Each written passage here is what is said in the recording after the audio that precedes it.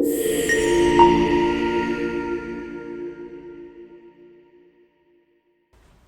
you, Dr. Yeras, for doing this interview. I'll start with the first question, which is, can you briefly introduce yourself and share how you became involved in sociology and what first drew you to the discipline? Well, I'm Yeraswork Admassie. I'm a sociologist by training and experience. I was educated in the land of Sweden, far away from my home country, Ethiopia. And that happened long ago now, in 1968. While I was a student at Addis Ababa University, freshman program.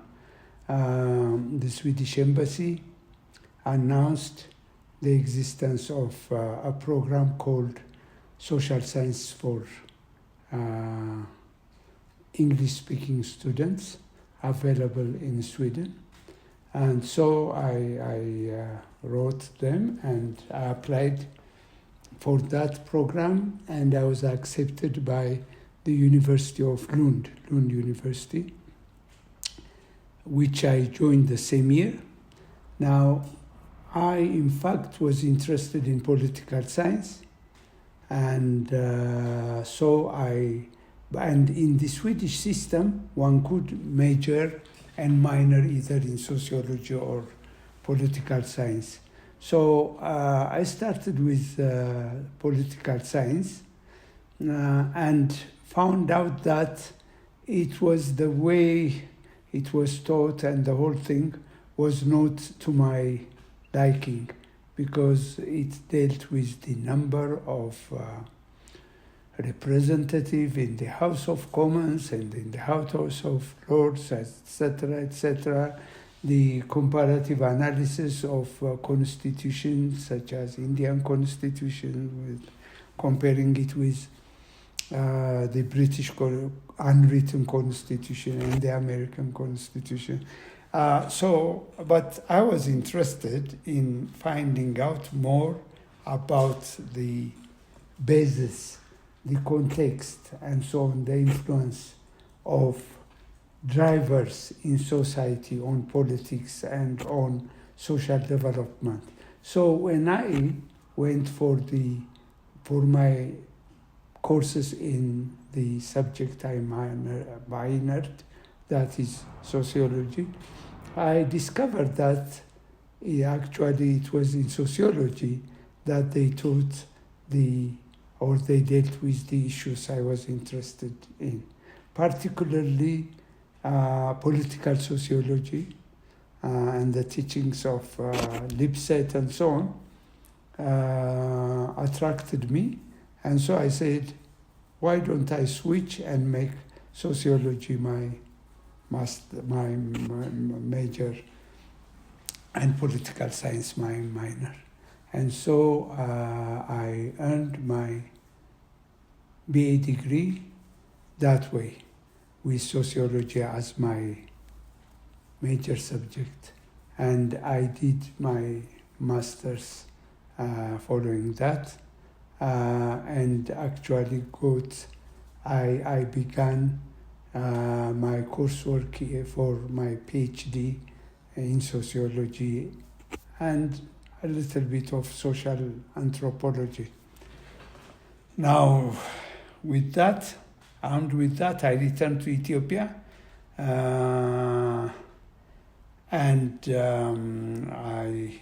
after some adventure in political struggle, this was the years right after the revolution of 1974. I got employed at the University of Addis Ababa, AAU, in 1982.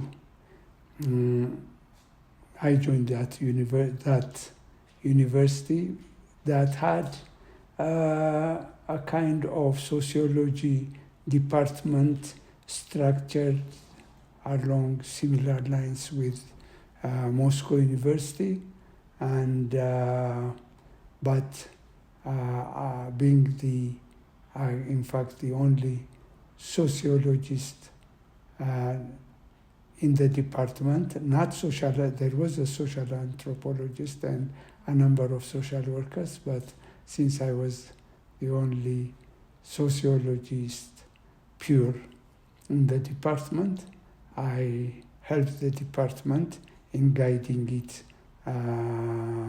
in its development starting from 1982 onwards. Thank you very much. This leads us to our second question, which is, how did sociology begin in Ethiopia, and how has it evolved over time in terms of focus, theory, or methodology? Well, that is also something that I witnessed closely as a member of the department, and in fact, beginning in 1983, as the chairman of the department. The beginning of sociology teaching and research in Ethiopia dates back to the 1950s and early 60s at what was then called University College of Addis Ababa, which is the forerunner of Addis Ababa University or Haile Selassie University earlier.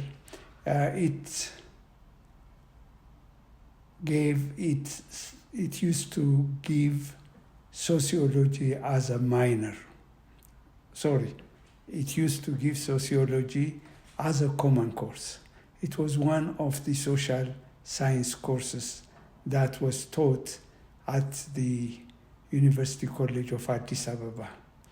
Then in 1960-61, when the emperor donated his former palace to Addis Ababa University, and Addis Ababa University, or in fact then called Haile Selassie First University, emerged, the teaching of sociology started being done by a department of sociology and anthropology was created. And the fathers of the teaching of sociology at Addis Ababa University, like Dr. Savard and other expatriate staff, started teaching sociology and social anthropology at that department, but only as a minor. This was a promotion of the subject from a common course to a minor program, but not yet a major program, but a minor. So people used to take, for instance, political science as major and sociology as minor, or geography as major, or history as major, and then sociology as minor. This continued until the beginning of the Ethiopian Revolution in 1974. In 1974, the Ethiopian Revolution changed the context of the teaching of actually all university education, including sociology. What happened was the university was closed and reopened and closed, and finally the revolutionary military regime sent all university students and senior high school students into the rural areas to educate, to organize and politicize the masses of agriculturalists, the peasantry, all over the country. And this continued for about 2 years. And then with the reopening of the university, with the termination of the campaign, that student campaign, which was called development through mobilization, the university started to restructure and to adopt new curriculum. And then sociology, the Department of Sociology, was merged with the old School of Social Work, which was labeled pacifist and reformist by the revolutionary government, and was said to be something borrowed from the Western educational system. So they went to the East Bloc, particularly the Soviet Union, in search of a solution to this dilemma. And what they did was they found out that in Moscow, at Moscow University and so on, they used to have what they called applied sociology, which brought together the teaching, research, and application of sociology. So with the merger of the old School of Social Work and the Department of Sociology and Social Anthropology, that had lost its, by 1978, 76, 77, that had lost its expatriate staff, as well as some of the local, the Ethiopian staff who had left the country. They created the Department of Applied Sociology under the College of Social Sciences.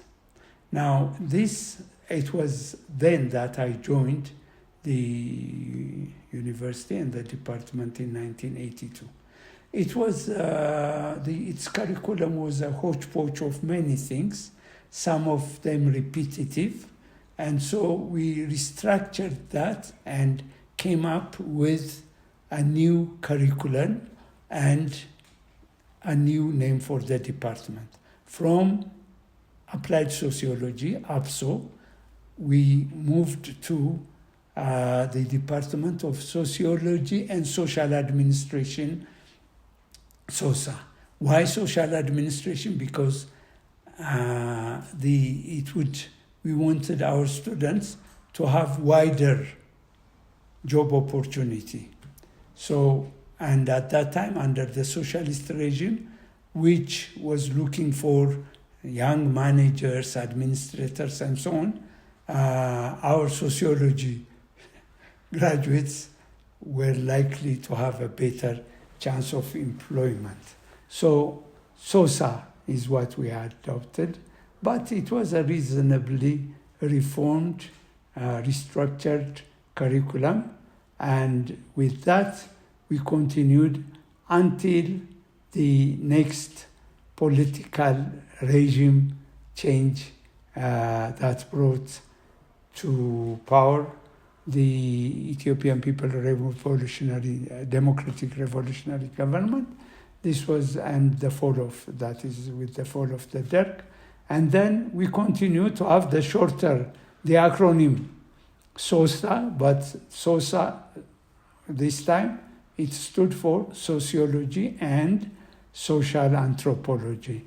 And with now expatriate researchers and instructors flocking back to Ethiopia under the new regime, under the new condition in the country, together with the popularization of research on ethnic communities, ethnic groups, and this bringing about the inflow of expatriate staff.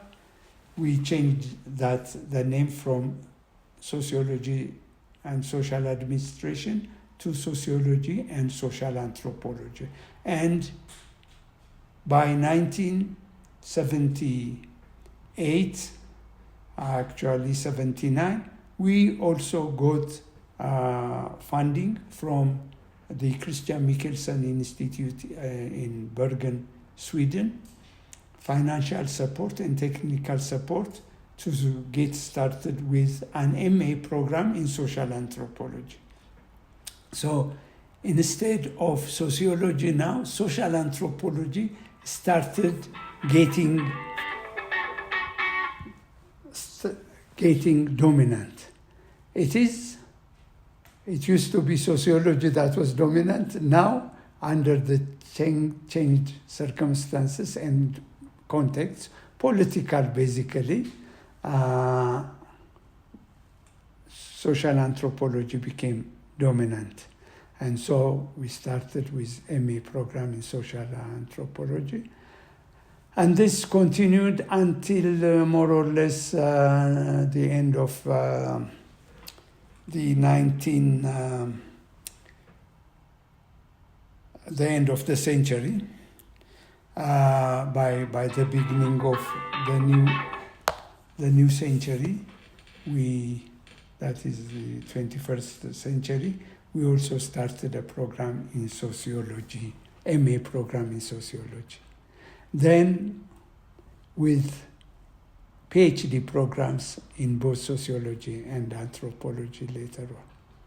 Thank you. ስልክ መደወል እችላለሁ። እሺ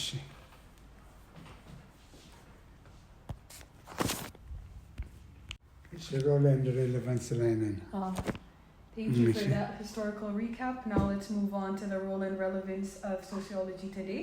What role does sociology play in Ethiopian society today, and in what ways is it connected to policy making, education, or public discourse? Okay. First of all, I should add that the teaching of sociology is now undertaken widely in Ethiopia, because since in the last 30 years, something like from one university, we have come to almost 50 universities, government universities, and also private universities, many more private universities that teach sociology at least at the BA and MA level. Now, that is the teaching of sociology, that is making students understand sociology, sociological theory, sociological research, and also special fields of sociology that are of relevance to Ethiopia. So we have started producing large number of sociologists throughout the country. Addis Ababa University, the Department of Sociology at Addis Ababa University has become the cradle of sociology, the producer of the first generation of sociologists. Now this,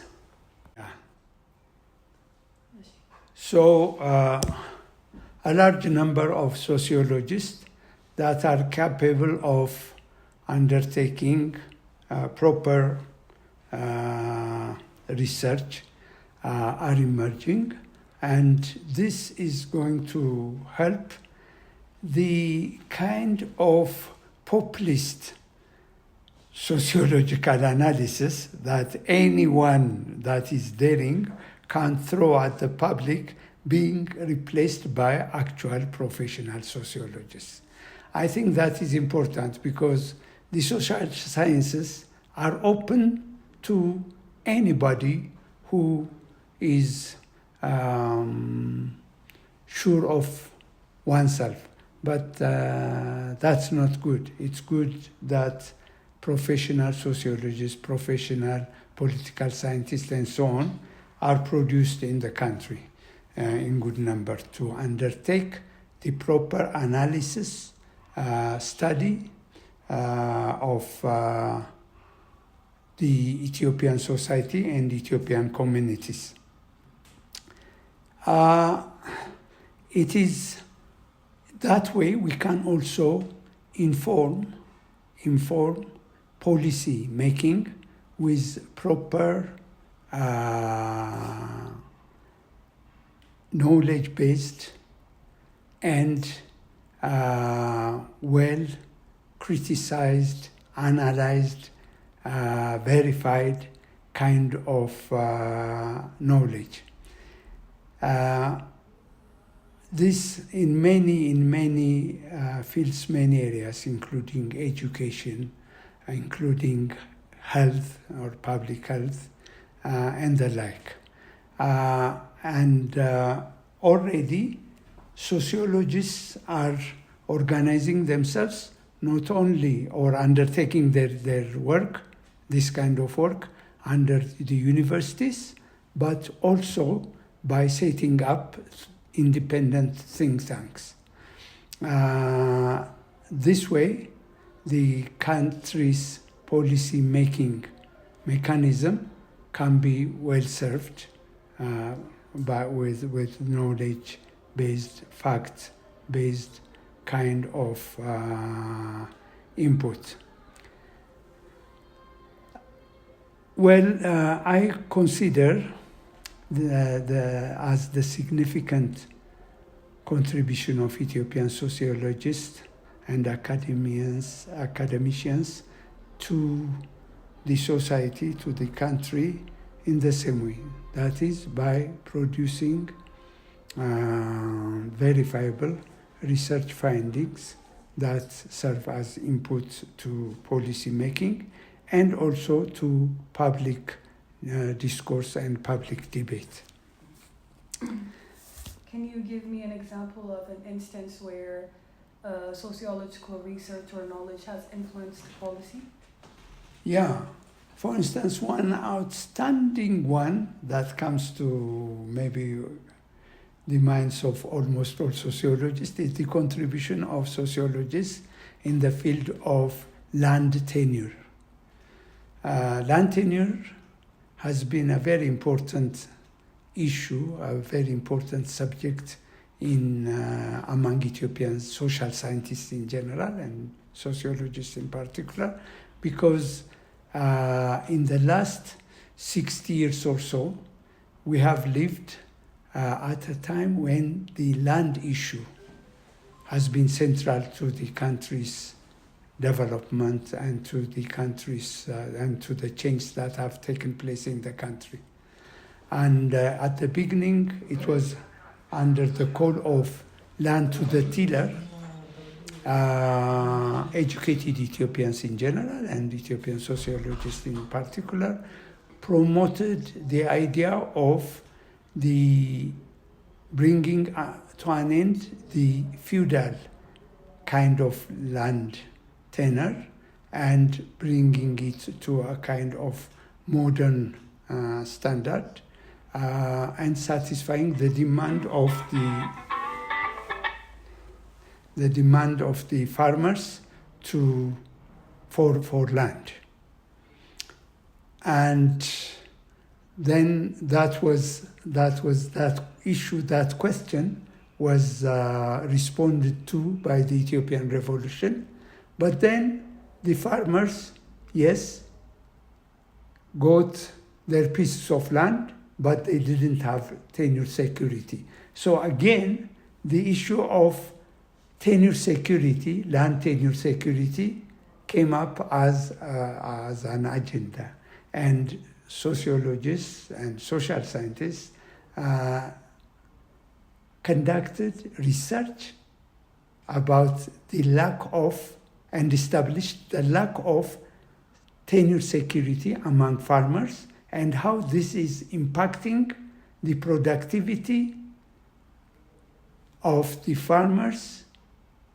And so they called for a change to bring towards bringing about tenure security. This led ultimately to the establishment or to the emergence of what was known as land certification movement. So Ethiopian farmers were given land certificates and also land rights that they were denied earlier. Farmers were allowed to rent out their land and to move into the cities without having to lose their right to the piece of land that they had received earlier. This also brought about the promotion of women towards their land. Instead of the whole family being invested with the right to the piece of land, it became now the husband and the wife and the female head households as well as male head households receiving their lands with a certificate, in many cases with the pictures, the photographs of the family heads being attached to the certificate. So all this brought about a kind of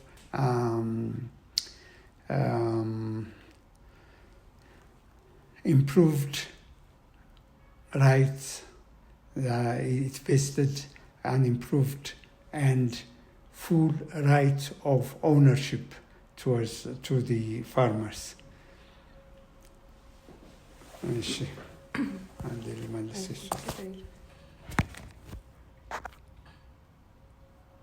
Okay, one of the challenges of that's facing the teaching and the research in sociology is the fact that it's something that emanates from the sad state of affairs in the Ethiopian educational system as a whole. That is, at the elementary and secondary level, the quality of teaching has gone down beyond what one can imagine. That is, even high school students that have passed the school living certificate exam and joined the university are in some cases incapable of understanding the university's teaching medium, which is English. So it's becoming hard for the teaching of sociology. And then another challenge comes from the fact that the Ethiopian government, the current government, since in fact 1991, the Ethiopian government or the political arena that is characterized by the indulgence in ethnic politics and ethnic affairs has directly influenced the teaching and research of sociology. That is, the universities, the 50 or so universities that have come into existence are officially federal government universities. But in fact, they are under the control and direct influence of the local ethnic groups, the regional powers, sometimes the zonal administrations. And this has made the students also to engage, or in fact to over-engage in ethnic research, ethnic rivalry, and so on, that comes out of that overindulgence in ethnic affairs. We can move on to the global and comparative reflections. How does Ethiopian sociology compare with the discipline elsewhere in Africa or the global south? And what role can it play in global conversations around decolonizing knowledge? Yeah, if well managed, Ethiopian sociology can contribute to world sociology in a very peculiar way. And that is because Ethiopia is one of the African countries, or the sub-Saharan African countries, that has and that had for centuries its own education, with its own written language, with its own teaching system, with its own philosophy, and so on and so forth. So if Ethiopia, firstly, can manage to introduce in a wise and fair and balanced manner, mix its traditional education, the benefits of its traditional education, to its modern teaching of sociology, to the sociological discourse and so on, that would bring about something that doesn't exist anywhere in sub-Saharan Africa. So I believe that it can contribute that way. And also because Ethiopian development has gone in its own way from the emergence of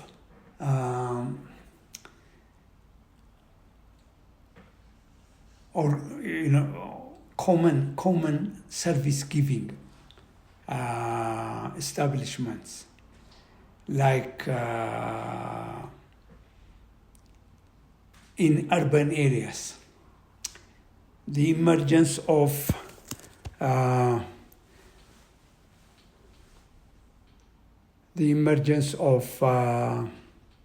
እዚህ ላይ እናቁም አንድ ጊዜ ይሄ መቃብር አስከባሪ ድርጅቶች ምናምን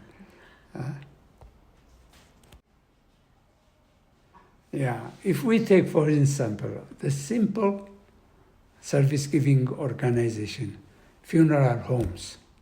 In many African countries, you have funeral homes which have been copied from the European or the American ones, and that have been established by settlers or foreigners, and that has little to do with the local reality. In Ethiopia's case, actually, funeral associations that are known as Elders emerged together with the emergence of a free working population in the cities in the late 19th century and 20th century. And from there, funeral service-giving organization came into being gradually, step by step, in what we can call an Ethiopian way. This is just one example, but there are many, many, many more examples for the emergence of such kind of services, such kind of development in urban areas. And this, for instance, can serve as